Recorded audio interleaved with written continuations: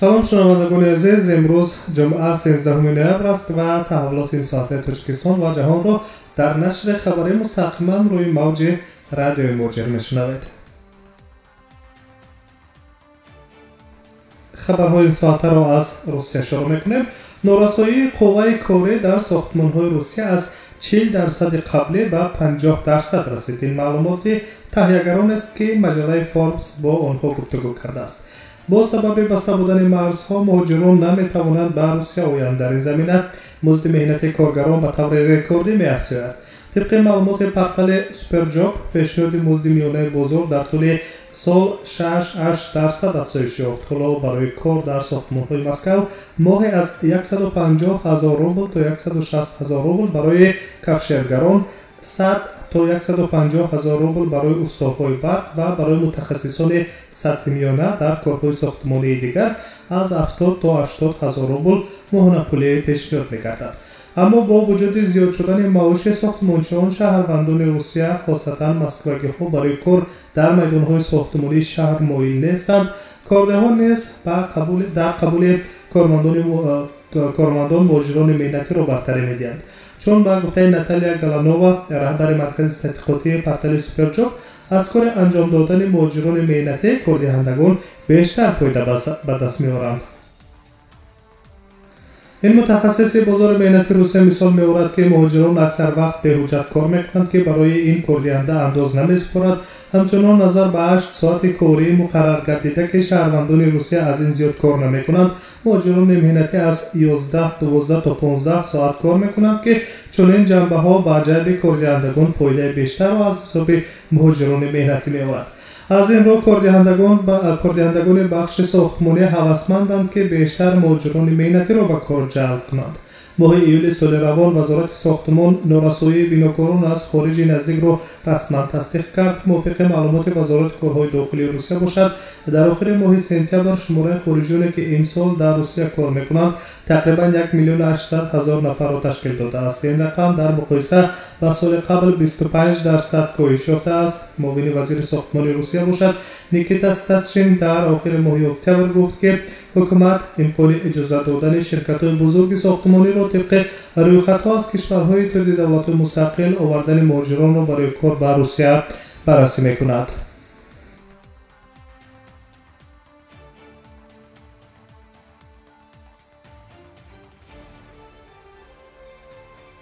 идомаи хабарҳо ҳаст. 16 ноябр шумораи парвозҳо аз Москав ба Дубай ва Малдив метавонад то 7 адад дар як ҳафта ва ба Куба то 4 адад парвозҳо зиёд гардад.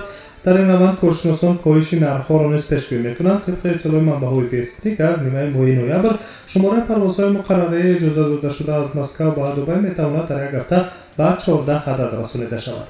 ёдрас мешавем, ки Русия парвозҳои мустақими байналмилалӣ бо Амороти Муттаҳидаи Арабро барқарор кардааст. аз кишварҳои Осиёи Мона бошад ҳаракати ҳавоӣ бо Қозоқистон ва Қирғизистон, ки кишварҳои иштирокчии тӯди давлатҳои иқтисодии Авроосиё мебошанд, боз гардидааст. бо Тоҷикистон ва Ӯзбекистон бошад эҷрои парвозҳои чартерӣ идома дорад.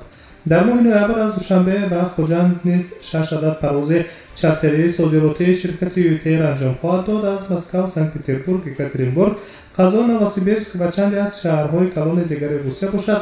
барои баргардонидани ҳамватанон ширкати ҳавопаймоии Somon Air парвозҳои чартерӣ анҷом дода истодааст.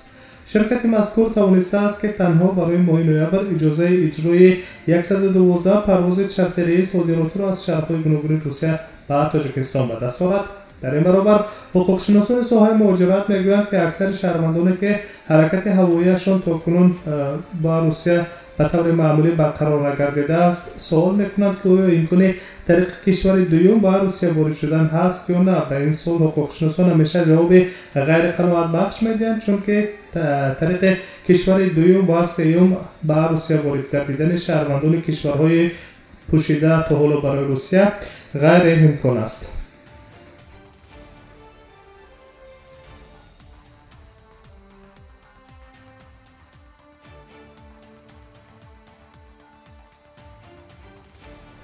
хабарҳои соатаи Тоҷикистон ва ҷаҳонро шумо мустақиман дар рӯи мавҷи радиои Муҷир мешунавед. идома медиҳем ва дар Москав мемонем. мақомоти Москав тартиби баргузории чорабиниҳои корпоративиро барои соли нав муайян намуданд. таъкид мегардад ки niqob ва дастпӯшакро танҳо дар сари мизи хӯрок гирифтан мумкин аст. меҳмонон дар чорабиниҳои корпоративии солинавӣ дар Москав бояд niqob ва дастпӯшак пӯшанд. онҳоро ҳатман ҳангоми сари мез ва ҳангоми хӯрок хӯрдан гирифтан мумкин аст. дар ин бора сардори раёсати назорати асосии шаҳри Москав Евгений Данчиков хабар дод.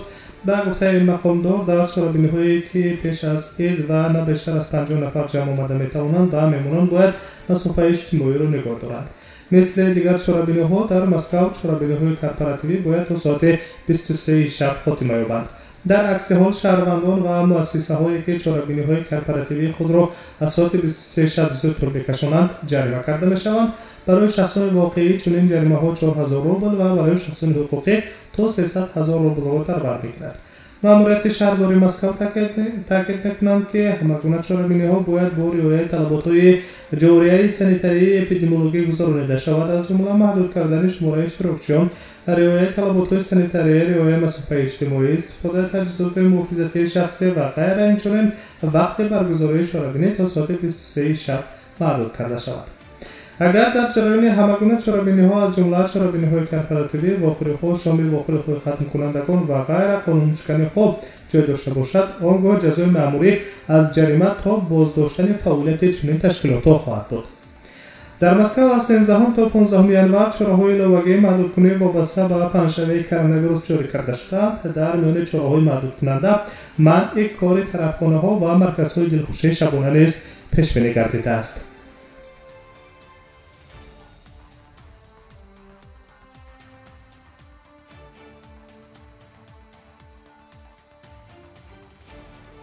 хабарҳои тоҷикистон ва ҷаҳонро мустақиман мешунавед ва аз Русия ба Тоҷикистон меравем. вазорати корҳои хориҷии Тоҷикистон бо пахши як изҳорот аз хатми низоъ ва оташбас дар Қарабоғи кӯҳӣ истиқбол кард. ҷумҳурии Тоҷикистон изҳороти президенти Федератсияи Русия, президенти Озарбойҷон ва сарвазири ҷумҳурии Арманистонро аз 9 ноябри соли 2020 дар бораи оташбаси комил ва ҳама гуна ҷангҳо дар минтақаи низоъ дар Қарабоғи кӯҳӣ истиқбол мекунад, гуфта мешавад дар изҳорот. мо аҳамияти истисноии ҳалли масъулиятомези низоъ дар Қарабоғи кӯҳиро бо усулҳои сиёсӣ ва дипломатӣ ва татбиқи принсипҳо ва меъёрҳои аз ҷониби умум эътирофшудаи ҳуқуқи байналмилалӣ таъкид менамоем. илова мегардад дар изҳорот. ёдорас мешавем ки шоми 10 ноябр сарони Арманистон, Озарбойҷон ва Русия созишномаи сеҷонибаро дар бораи оташбас ва интиқоли нерӯи сулҳ ба Қарабоғи кӯҳӣ ва инчунин ба Озарбойҷон додани як қатор минтақаҳои низоъ имзо карданд. аммо дар Арманистон мухолифон инро ҳамчун қарори беасоси таслим шудан донистанд. эътирозгарон ба кӯчаҳу хиёбонҳои Ереван баромада истеъфои сарвазир Никол Пашинянро талаб карданд. дар ҳамин ҳол рӯзи 10 ноябр 10 ҳавопаймои нақлиётии низомии Ил-76 бо сарбозони нерӯҳои посори сулҳи Русия ба Қарабоғи кӯҳӣ парвоз карданд.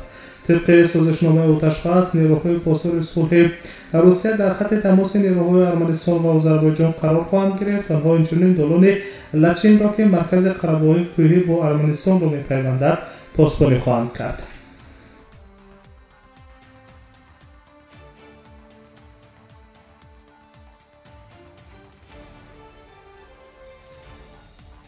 برمیگردیم به روسیه و ادامه میدیم تحولات تاجیکستان و روسیه را در این ساعت. در سال 2020 کنفرانس کلان سالانه پرزیدنت روسیه ولادیمیر پوتین در شکل غیر عادی برگزار می شود. در این خصوص کاتب مربوط پرزیدنت روسیه دمیتری پسکوف به رسانه‌ها خبر داد. به گفته وی ارتباط ولادیمیر پوتین با نمایندگان وسایل اخبار عامه عنصرهای یک خط مستقیم را در بر میگیرد، اما بنابر پاندمی کووید 19 آن از فرمت معمولی فرق خواهد کرد.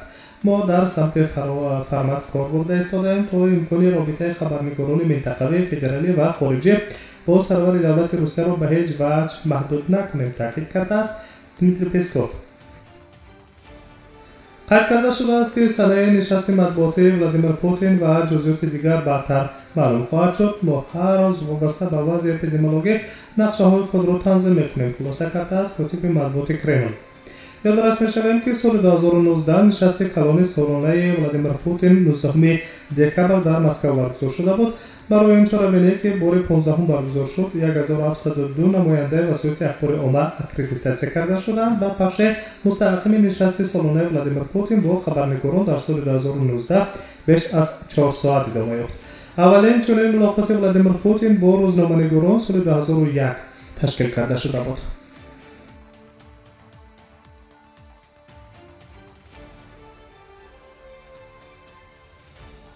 در این ساعت شما تحولات این ساعت را مستقیما شنیدید. خوش باشید و در ساعت‌های بعدی با رسیدن تحولات تازه تاجیکستان و جهان شما را آشنا خواهیم ساخت.